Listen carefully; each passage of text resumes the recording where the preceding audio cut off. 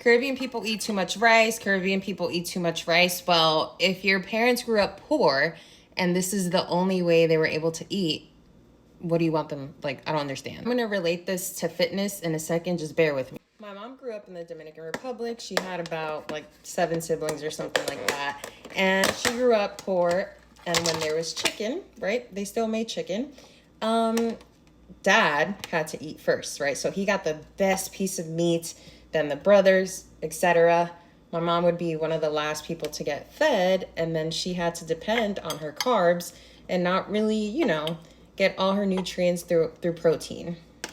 Our parents raised us with that same mentality, and we kind of realized that our portions are a little jacked up.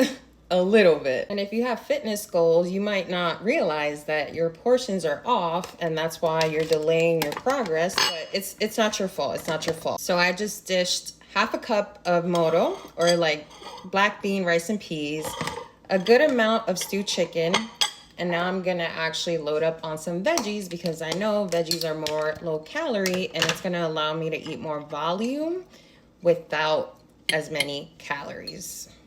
And while that's in the microwave, we can see how our parents' trauma, in my case, led to her just understanding one way of eating, right? She moved to the States, raised me on half a plate being all rice, even though we could afford more protein, but it's not her fault. And now it's up to us to unlearn, relearn what's appropriate for our bodies, and keeping in mind that back in the Caribbean, people are way more active. Like, oof.